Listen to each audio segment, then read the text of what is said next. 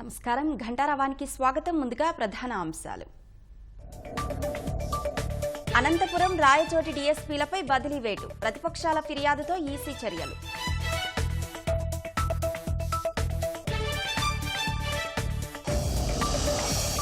ప్రొద్దుటూరులో పోలింగ్ కేంద్రంలోకి వెళ్లిన వైకాపా నేతలు ఎలా అనుమతిస్తారంటూ పోలీసులతో విపక్షాల వాగ్వాదం.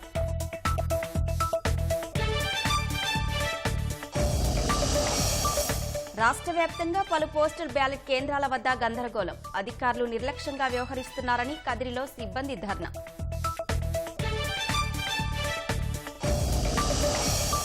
వైకాపా అరాచకాలతో విశాఖ వాసులు విసిగిపోయారన్న శ్రీభరత్, కూటమికి ఈసారి ప్రజలు పట్టం కడతారని విశ్వాసం.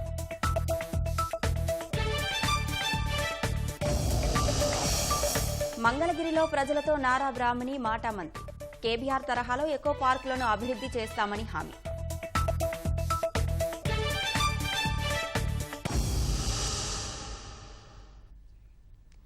రాష్ట్రంలో ఇద్దరు డీఎస్పీలపై ఎన్నికల సంఘం వేటు వేసింది. అనంతపురం డీఎస్పీ వీర రాఘవరెడ్డి, అన్నమయ్య జిల్లా రాయచోటి డీఎస్పీ మహబూబ్ బాషాలను వదిలివేసింది. అధికార వైకాపా నాయకులతో అంటకాగుతూ వారు చెప్పిన దానికల్లా తలాడించిన వీర రాఘవరెడ్డిని ఎన్నికలకు ముందే అధికార పార్టీ అనంతపురంలో పోస్టింగ్ ఇచ్చింది. వీర రాఘవరెడ్డికి వివాదాస్పద అధికారిగా మచ్చ ఉంది. ఎస్ఎస్బీఎన్ కళాశాలలో యాజమాన్యం పాల్పడిన అక్రమాలపై ఉద్యమించిన విద్యార్థి సంఘాలపై విచక్షణారహితంగా లాఠీచార్జ్ చేశారు. ఈ ఘటన తర్వాతే ఆయన మార్కాపురానికి బదిలీ అయ్యారు. ఎన్నికల సమయంలో స్థానిక ఎమ్మెల్యే అనంత వెంకట్రామిరెడ్డి పట్టుబట్టి వీర రాఘవరెడ్డికి తిరిగి అనంతపురంలో పోస్టింగ్ ఇప్పించారు. వైకాపాకు కండువా లేని కార్యకర్తగా పనిచేశారనే ఆరోపణలు పెద్ద ఎత్తున ఉన్నాయి. అనంతపురం గ్రామీణంలో 3 రోజుల క్రితం తెదేపా నాయకుడు జయరాం అరెస్టు విషయంలో వీర రాఘవరెడ్డి తీరుపై విమర్శలు వచ్చాయి.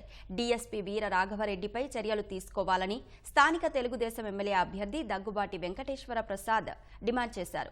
రాష్ట్ర ఎన్నికల ప్రధానాధికారికి తెలుగుదేశం ఫిర్యాదు చేసింది. అటు రాయచోటి డీఎస్పీ మహబూబ్ బాషా పైన ఫిర్యాదులు వచ్చాయి. వీటిని పరిగణలోకి తీసుకున్న ఎన్నికల కమిషన్ వీరిద్దరిని బదిలీ చేస్తూ ఉత్తర్వులు జారీ చేసింది. వీరికంటే తర్వాతి స్థానంలో ఉన్న వారికి వెంటనే బాధ్యతలు అప్పగించి తప్పుకోవాలని ఉత్తర్వుల్లో ఈసీ స్పష్టం చేసింది. ఇద్దరిని పోలీసు హెడ్ క్వార్టర్స్ లో రిపోర్ట్ చేయాలని సూచించింది.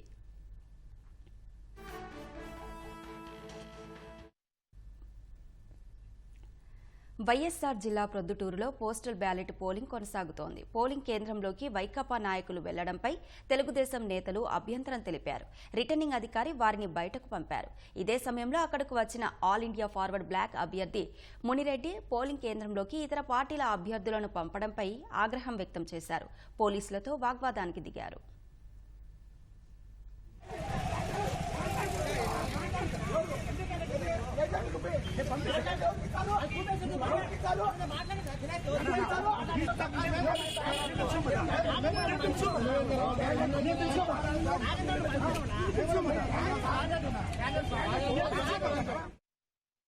ఏదైనా నేను క్లియర్గా నిన్న పొలిటికల్ పార్టీ మీటింగ్లో కూడా చెప్పింది ఏంటంటే ఎవరైనా సరే క్యాండిడేట్ కానీ క్యాండిడేట్ కంపల్సరీ ఒక కంటెస్టింగ్ క్యాండిడేట్ వచ్చేసి జస్ట్ హీ హ్యాస్ అబ్జర్వ్ చేయాలి. అబ్జర్వ్ చేసి వెళ్ళడం మాత్రం వరకే పర్మిషన్. సపోజ్ కంటెస్టింగ్ క్యాండిడేట్ ఏమైనా బిజీగా ఉన్నా వాళ్ళ ఎలక్షన్ ఏజెంట్ వరకు మాత్రమే ఒక్కళ్ళకే వచ్చేసి జస్ట్ అబ్జర్వ్ చేసి ఎట్లా జరిగింది చూసుకొని వెళ్ళడం మాత్రం వరకే పర్మిషన్. మిగతా దానికి ఏది ఇది లేదు. ఉదయం పోలింగ్ కేంద్రంలోకి అదే పంపించేశాను నేను. దానికి అలా ఏం లేదు, అక్కడ దాకా వచ్చారు, లేదు ఆ రూల్స్ ప్రకారం లేదని చెప్పి పంపించేశాను. హైదరాబాద్లోని కేబీఆర్ పార్క్ తరహాలో మంగళగిరిలోని ఎకో పార్కును అభివృద్ధి చేస్తామని నారా లోకేష్ సతీమణి బ్రాహ్మణి హామీ ఇచ్చారు. ఎన్నికల ప్రచారంలో భాగంగా ఎకో పార్కులో వాకర్స్తో కలిసి వాకింగ్ చేశారు. ఎకో పార్కులో తైక్వాండో శిక్షణ పొందుతున్న పిల్లలతో ఆమె మాట్లాడారు. అనంతరం వాకర్స్ ఎదుర్కొంటున్న సమస్యలను అడిగి తెలుసుకున్నారు. వైకాపా ప్రభుత్వం అధికారంలోకి వచ్చిన తర్వాత ఉదయం నడకకు కూడా ఫీజు నిర్ణయించారని బ్రాహ్మణి దృష్టికి తీసుకువచ్చారు. కూటమి అధికారంలోకి రాగానే గతంలో మాదిరిగా ఉచితంగా వాకింగ్ చేసుకునే సౌకర్యాన్ని కల్పిస్తామని బ్రాహ్మణి హామీ ఇచ్చారు. అనంతరం కృష్ణానది సమీపంలో చేపలు పడుతున్న మత్స్యకారులతో బ్రాహ్మణి ముచ్చటించారు. వారు ఎదుర్కొంటున్న సమస్యలను తెలుసుకున్నారు. కరోనా సమయంలో తీవ్ర ఇబ్బందులు పడ్డామని మత్స్యకారులు బ్రాహ్మణి ఎదుట వాపోయారు. ఆ సమయంలో లోకేష్ నిత్యావసర సరుకులు పంపి తమను ఆదుకున్నారని చెప్పారు. మత్స్యకారుల సంక్షేమానికి చర్యలు తీసుకుంటామని బ్రాహ్మణి హామీ ఇచ్చారు. మనం తప్పకుండా మన మంగళగిరిలోనే కాదు, మన ఆంధ్ర రాష్ట్రంలో పార్క్స్ డెవలప్ చేసుకోవాలి. అందరి హెల్త్ బాగుండాలి. పార్క్స్ డెవలప్ చేసే చంద్రబాబు నాయుడు గారి ప్యాషను. హైదరాబాద్ లో కూడా కేబీఆర్ పార్క్ కానివ్వండి, వేరే పార్క్స్ కానివ్వండి, వీటిని డెవలప్ చేసిన చంద్రబాబు నాయుడు గారే. తప్పకుండా ప్రకృతి చాలా బాగుండేటట్టు, అందరూ బెనిఫిట్ పొందేటట్టు, పిల్లలు కానివ్వండి, పెద్దలు కానివ్వండి, వాళ్ళందరికీ పార్క్స్ తప్పకుండా డెవలప్ చేస్తాము. ఇక్కడైతే వాటర్ ప్రాబ్లం ఏదైతే ఉందో దాన్ని కూడా రిజాల్వ్ చేస్తాం. అనకాపల్లి జిల్లా నర్సీపట్నం తెలుగుదేశం అభ్యర్థి అయ్యన్న పాత్రుడు ప్రచారంలో దూకుడు పెంచారు. ఉదయపు నడకతో సందడి చేశారు.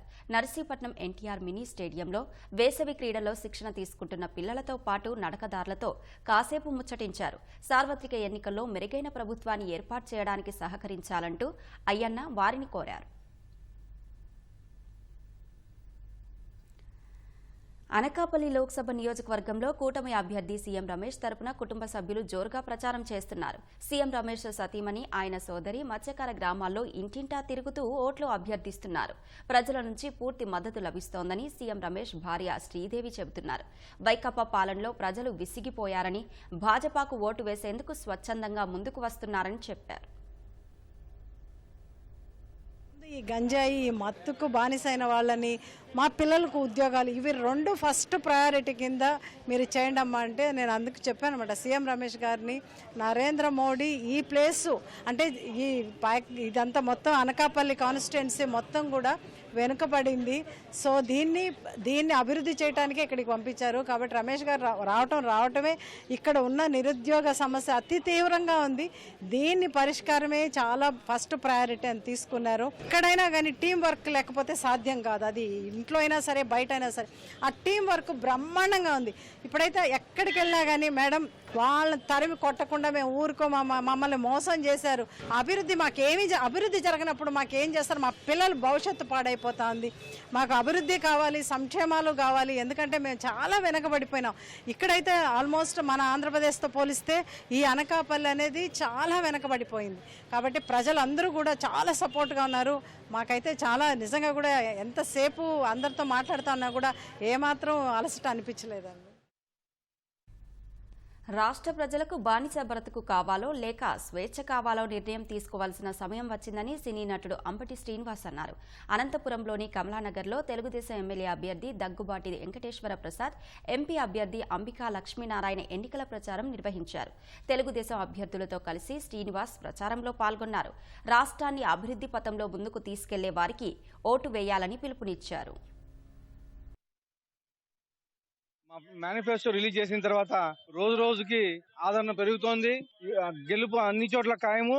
అన్ని చోట్ల మెజారిటీ ఎంత అనేది మా నాయకులు, కార్యకర్తలు చర్చించుకుంటున్నారు. మెజార్టీ వస్తుంది, ఇంత మెజార్టీ వస్తుంది, ఇన్ని సీట్లు వస్తాయి తెలుగుదేశం అని చెప్పేసి ఈ వారం రోజులు కష్టపడి అందరినీ గెలిపించుకోవాలని చెప్పేసి కోరుతున్నాను. ఈ రోజు నగరంలో మనం చూస్తా ఉన్నాం. చెత్త పన్ను వేసినటువంటి ఒక రాష్ట్ర ప్రభుత్వం ప్రపంచంలో ఎక్కడ లేని విషయాన్ని ఈ రోజు ప్రజలు చర్చించుకుంటున్నారు. అదేవిధంగా ఆస్తి పన్ను 15% పెంచి ప్రతి ఒక్కరు కూడా ఈ రోజు ఎన్నో ఇబ్బందికర పరిస్థితులు ఈ రోజు ఎదుర్కొన్నటువంటి సిచ్యువేషన్ కనిపిస్తా ఉంది. అదేవిధంగా ఈ ప్రాంతంలో ఉన్నటువంటి నగరవాసులందరూ కూడా ఈ రోజు నీటి ఎద్దడి కొనసాగుతా ఉంది. అదేవిధంగా ఇక్కడ ఉన్నటువంటి డ్రైనేజ్ సౌకర్యం లేకపోవడం వల్ల అండర్ గ్రౌండ్ డ్రైనేజ్ రావాలంటే ఆలోచించే ఉన్నారు. డంప్ యార్డ్ షిఫ్ట్ కాలేదని ఒక బాధ ఉంది. అనేక సమస్యలతో కొట్టుమిట్టాడుతూ ఉన్న అనంతపురం నగరాన్ని ఈ రోజు సుందరీకరణ చేయడమే కాదు, అత్యంత అభివృద్ధి పథంలో తీసుకుపోవడానికి ఈ రోజు మేము ఇద్దరు కూడా పూర్తి స్థాయిలో పనిచేస్తామని హామీ ఇస్తూ ఒకటే చెప్తున్నాను. ఈ ప్రాంతం చాలా కరువు ప్రాంతం. ఇక్కడ చాలా వెనుకబడి ఉన్నది. దీనికి చాలా జాగ్రత్తగా ముందుకు వెళ్లాలంటే మన ఎంపీ అభ్యర్థి లక్ష్మీనారాయణ గారు చాలా అభివృద్ధి చేస్తారు. అలాగే మరి ఇప్పుడున్న ఎమ్మెల్యే క్యాండిడేట్ మన దగ్గుపాటి ప్రసాద్ గారు కూడా మంచి చేయాలని మంచి తపనతో ఉన్న వ్యక్తి కాబట్టి మీ అందరూ ఓటు కూడా వాళ్ళకి వేసి గెలిపించాలి. ఇక్కడే కాదు, యావత్ ఆంధ్రప్రదేశ్ మొత్తం కూడా మార్పు కావాలి. మీరు ఎవరికి బానిసలు కాదు, మీకు మీరుగా ఇచ్చేసుకుని సంపాదించుకునే తత్వం మీలో రావాలి. ఎవరో 10 రూపాయలు ఇచ్చారని చెప్పి ఆశపడద్దు. మీరు కూడా 10 మందికి అన్నం పెట్టే విధంగా ఎదగాలి. అంటే మీరు డెఫినెట్ గా ఈ రాష్ట్ర ప్రభుత్వం ఇప్పుడు ఏదైతే ఉందో ఆ ప్రభుత్వాన్ని మార్చి మళ్ళీ మనం చంద్రబాబు నాయుడు గారికి మళ్ళీ ముఖ్యమంత్రిగా కూర్చోబెట్టవలసిన అవసరం ప్రతి ఒక్కరు కూడా బాధ్యతగా తీసుకోవాలి. మే 13 కంపల్సరీగా మీ అందరూ కూడా వెళ్ళి ప్రతి ఒక్కరూ ఓటేయండి. విశాఖలో వైకాపా ఎమ్మెల్యేల దోపిడీలు అరాచకాలతో ప్రజలు విసిగిపోయారని ఎంపీ అభ్యర్థి ఎం శ్రీభరత్ విమర్శించారు. విశాఖలో కూటమి అభ్యర్థిగా బరిలో ఉన్న గీతం విద్యాసంస్థల చైర్మన్ గత ఎన్నికల్లో 4,000 ఓట్ల తేడాతో పరాజయం చూసినా ప్రస్తుతం ఓటర్లలో వైకాపా ప్రభుత్వ వైఖరి పట్ల ఉన్న వ్యతిరేకత కూటమి అభ్యర్థుల గెలుపునకు దోహదం చేస్తాయంటున్నారు. కోవిడ్ సమయంలో సేవలందించిన గీతం విద్యాసంస్థలపై వైకాపా ప్రభుత్వం విధ్వంసకర ధోరణితో భూ కబ్జాలకు పాల్పడిందన్నారు. ప్రశాంత విశాఖకు దోహదం చేసే కూటమి అభ్యర్థుల గెలుపునకు ఈసారి ప్రజలు పట్టం కడతారంటున్న విశాఖ పార్లమెంట్ తెలుగుదేశం అభ్యర్థి శ్రీభరత్తో మా ప్రతినిధి కూర్మరాజు ముఖాముఖి. రాష్ట్రంలో ఏకైక మెట్రోపాలిటన్ నగరం విశాఖపట్నం పార్లమెంట్ నియోజకవర్గంలో దాదాపు 19.5 లక్షల మంది ఓటర్లు తమ ఓటు హక్కును వినియోగించుకోవాల్సి ఉంది. దీనికి సంబంధించి ఈ మెట్రోపాలిటన్ నగరంపై పట్టు సాధించేందుకు అటు తెలుగుదేశం పార్టీ ఇటు ప్రత్యర్థి అధికార పార్టీ కూడాను గట్టిగా ప్రయత్నిస్తున్నాయి. ఈ నియోజకవర్గం నుంచి పార్లమెంట్ నియోజకవర్గం నుండి తెలుగుదేశం అభ్యర్థి ఉమ్మడి కూటమి అభ్యర్థిగా శ్రీభరత్ రంగంలో ఉన్నారు. శ్రీభరత్ సంబంధించి 7 నియోజకవర్గాలు అంటే అటు ఎస్కోట విజయనగరం జిల్లాలో ఉంటుంది. ఆ ఎస్కోట నియోజకవర్గంతో సహా విశాఖపట్నం జిల్లాలో ఉన్న 6 నియోజకవర్గాల్లో తెలుగుదేశం కూటమి అభ్యర్థులు బాగా పుంజుకొని విస్తృతమైన ప్రచారంలో ముందంజలో ఉండడం, అలాగే వారికి సంబంధించి వాళ్ళందరితో సమన్వయం చేసుకుంటూ శ్రీభరత్ సాగిస్తున్న ప్రచారం ఎలాగుంది, ఏ రకంగా ప్రజల నుండి స్పందన ఉంది, ఎన్ఎంసీలో ఆయన అడిగి తెలుసుకుందాం. భరత్ గారు, మీకు ఈ ప్రచారంలో స్పందన ఎట్లా వస్తుంది ఈ 7 నియోజకవర్గం? లాస్ట్ టైం 19లో కూడా స్పందన బాగా వచ్చిందండి. కానీ అప్పుడు త్రిముఖ పోటీలో జడి లక్ష్మణ్ గారికి క్రాస్ ఓటింగ్ ఎక్కువ జరగడం వల్ల తక్కువ మార్జిన్తో ఓడిపోయాను. ఈసారి టీడీపీ, జనసేన, బీజేపీ కలిసి వెళ్తుంది కాబట్టి స్పందన బాగా రావడమే కాదు, ఎక్కడికి వెళ్ళినా సరే 7 నియోజకవర్గాల్లో కూడా గెలుస్తాము అండ్ కొన్ని నియోజకవర్గాల్లో చాలా మంచి మెజారిటీతో గెలుస్తాము అనేది అనిపిస్తుంది. మొత్తం ఈ 5 ఏళ్ళు రాజకీయం అంతా కూడా విశాఖపట్నం చుట్టూ తిరిగింది. ఓ పక్క దసపల్లా భూములు, ఇంకో పక్క ఏమో చర్చి భూములనేమో వాళ్ళకు అనుకూలంగా మార్చుకునేమో దానిలోనేమో ప్రైవేట్ నిర్మాణాలు, ఇవన్నీ కూడా విస్తృతంగా అంటే అధికార పార్టీ భూదాహానికి విశాఖపట్నం కేంద్రంగా ఋషికొండను బోడిగుండు చేసేయడం, రామానాయుడు స్టూడియోస్నేమో ఆ భూములనేమో మార్పించుకోవడం, ఇవన్నీ కూడా మీరు ఎట్లాగా ప్రచారంలో కానీ లేదంటే ఎలైట్ వర్గాలకు మీరు ఎట్లా చెప్పగలుగుతారు? అంటే నాకు కనపడినంత వరకు మైండ్ సెట్ ఎట్లా ఉందంటే వైసీపీలో అందరికీ సైలెంట్ చేయడానికి కొన్ని బిస్కెట్లు పడేస్తే చాలు, మిగతాదంతా రాజ్యాధికారము, ప్రభుత్వం, ప్రైవేట్ రంగంలో ఉన్న ప్రాఫిట్లు, లాభాలు, ఆస్తులు అన్నీ కొందరికే పరిమితం అవ్వాలి. అంటే గతంలో రాజ్యాలు ఉన్నప్పుడు రాజులకి ఎట్లా అయితే ఒక సామ్రాజ్యం అంతా రాజు చేతిలో ఉంటుందో అట్లాంటి పాలన ఇవాళ చాలా ఎక్కువగా కనపడుతుంది. అందుకే రూలింగ్ పార్టీకి సంబంధించిన కొందరు నాయకులు, అందరూ అని చెప్పలేను, కొందరు నాయకులు అదే దృష్టితో ఎట్లా లిటిగేటెడ్ భూములని కొట్టేయాలి, ఎట్లాగా ఇప్పుడు మీరు కొన్ని పేర్లు చెప్పారు, రామనాయుడు అవనివ్వండి, బే పార్క్ అవన్నీ, ఇవన్నీ ఏంటంటే సముద్రం వ్యూ ఉంది కొండ మీద, అట్లాంటి డబ్బుతో కూడా దొరకని, ఎవరికో దొరికినాయి అవి నాకే దక్కాలి అంటే అన్నీ నాకే కావాలి, ఇంకెవరికి ఉండకూడదు అనేది ఒక ఆలోచన ఎక్కువ కనపడుతుంది. వాళ్ళ బీచ్ రోడ్లో కూడా గీతం క్యాంపస్ వద్ద చాలా ప్రైవేట్ భూములు వైఎస్ఆర్సీపీకి అనుకూలంగా ఉన్న నాయకులు కొండం కూడా మీరు న్యూస్లో చూశారు. సో ఇది మంచిది కాదంటే వ్యూ నాకు బాగుండాలి, సముద్రం నాకు కనపడాలి, నా ఇంటి నుంచి నేను ఎంజాయ్ చేయాలి అని అనుకోవడం ఒకటి, నేను ఒక్కడనే ఎంజాయ్ చేయాలి ఇంకెవరు ఎంజాయ్ చేయకూడదు అనే ఆలోచన వేరే ఒకటి.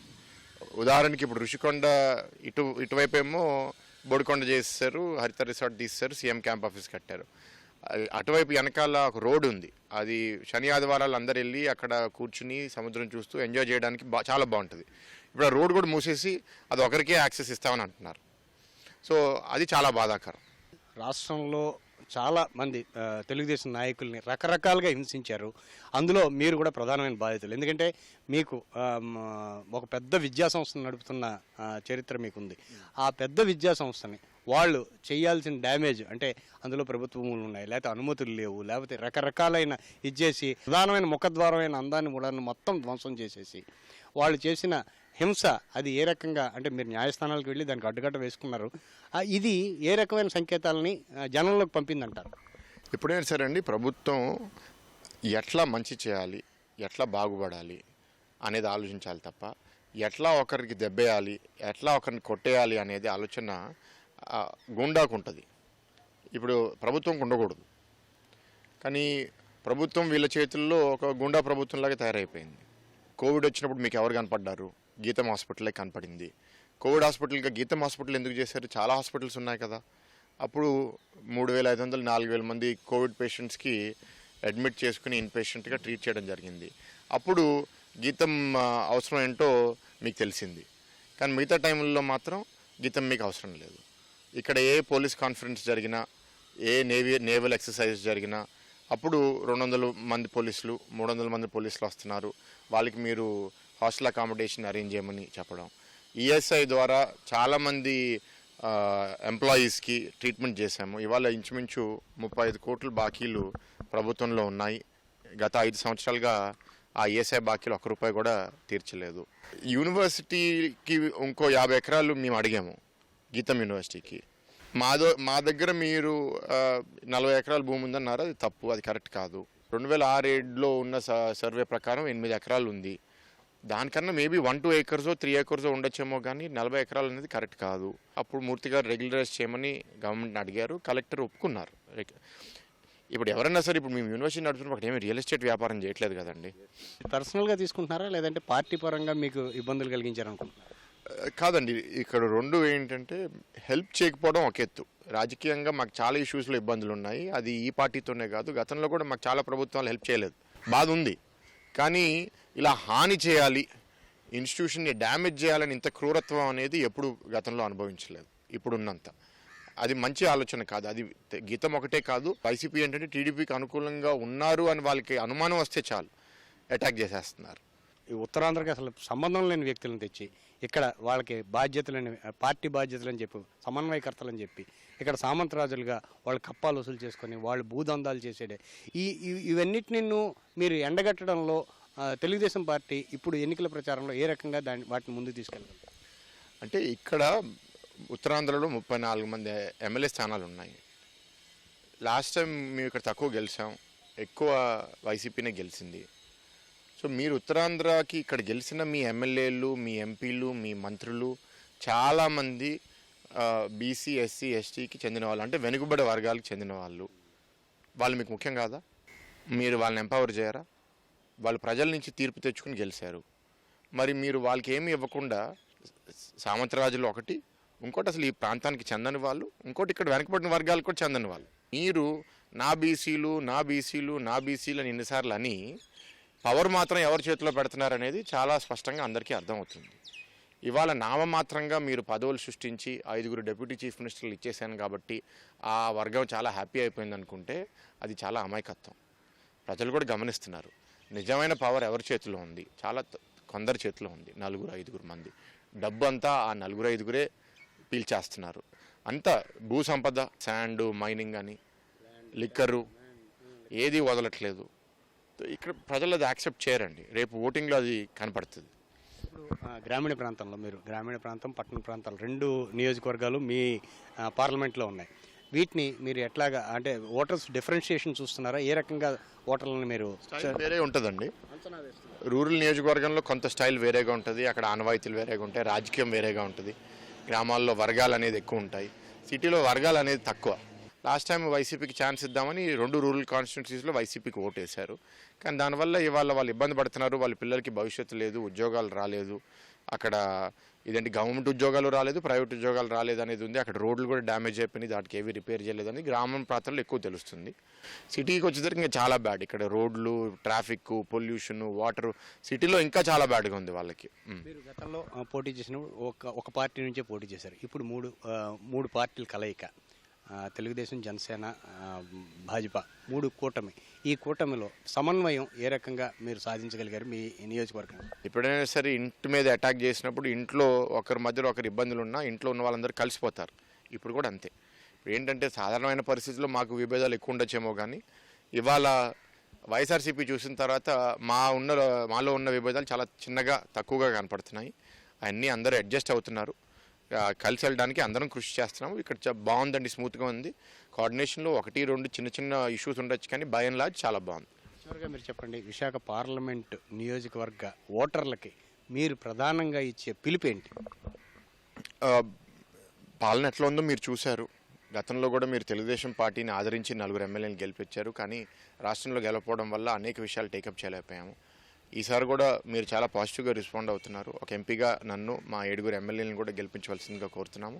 తప్పకుండా ఈ నగరం, ఈ ప్రాంతం అభివృద్ధి చాలా బాగా చేస్తామని, అండ్ ఈ దుర్మార్గ పాలన, అసలు లా అండ్ ఆర్డర్ లేని పరిస్థితి, అన్ని వ్యవస్థలు నిర్వీర్యం అయిపోయే పరిస్థితి, నగరాన్ని మళ్ళీ దారిలోపల తీసుకొద్దాం, మళ్ళీ ప్రశాంతమైన విశాఖపట్నాన్ని తయారు చేసుకుందాం. ఇది Sribharat మనోగతం. Cameraman C శ్రీనివాస్తో Kurmaraju, ETV news, Visakhapatnam. Anakapalli జిల్లా మాడుగుల నియోజకవర్గం దేవరాపల్లి మండలం తారువలో భాజపా కార్యకర్తలపై నిన్న జరిగిన దాడిపై ఆగ్రహం వ్యక్తమవుతోంది. ఇందుకు నిరసనగా కోటపాడు మండలం చౌడువాడలో వైకాపా ఎన్నికల ప్రచార రథాలను తెలుగుదేశం, జనసేన, భాజపా శ్రేణులు అడ్డుకున్నాయి. ఈ ఘటనలో చౌడువాడలో పరిస్థితి ఉద్రిక్తంగా మారింది. పోలీసులు పెద్ద ఎత్తున చేరుకుని పరిస్థితిని అదుపు చేశారు.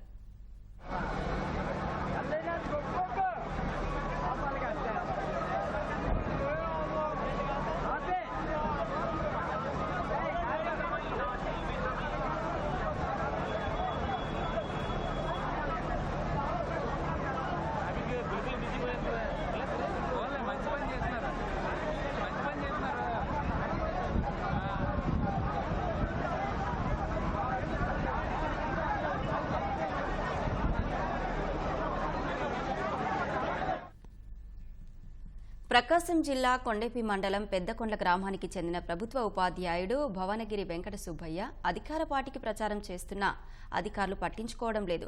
వెంకట సుబ్బయ్య వైకాపా తరపున ప్రచారం చేస్తున్నట్లు ఆధారాలతో సహా పెద్దకొండ్ల గ్రామ మాజీ సర్పంచ్ వెంకటేశ్వర్లు ఎన్నికల అధికారులకు ఫిర్యాదులు చేశారు. ప్రచారం చేస్తున్న ఫోటోలను సమర్పించారు. అధికారులు మాత్రం చర్యలు తీసుకోకుండా దాటవేత ధోరణితో వ్యవహరించడంపై విమర్శలు వ్యక్తమవుతున్నాయి. మా పెదకళ్ళకుంట గ్రామవాసి అయిన భువనగిరి వెంకట సుబ్బయ్య టీచర్గా పోలేటిపాలెం గ్రామంలో పనిచేస్తూ వైసీపీ పార్టీకి పక్కాగా పనిచేస్తున్నాడని సమాచారం తెలిసి మేము వాటిని ప్రూఫ్లతో సహా తీసుకొచ్చి, ఫోటోలు ప్రూఫ్లు తీసుకొచ్చి మేము ఎలక్షన్ కమిషనర్కి, ఆర్ఓకి, కలెక్టర్కి అందరికి కంప్లైంట్ చేశాము. కానీ ఆర్ఓ గారు కొన్ని సాక్ష్యాలను మాఫీ చేసి పై అధికారులకి ప్రూఫ్లు పంపలేదు, అది ఎటువంటి చర్యలు తీసుకోలేదు. దానివలన మేము మళ్ళీ ఆర్ఓ గారికి మళ్ళీ కంప్లైంట్ చేస్తున్నాము, మళ్ళీ ప్రూఫ్లతోటి.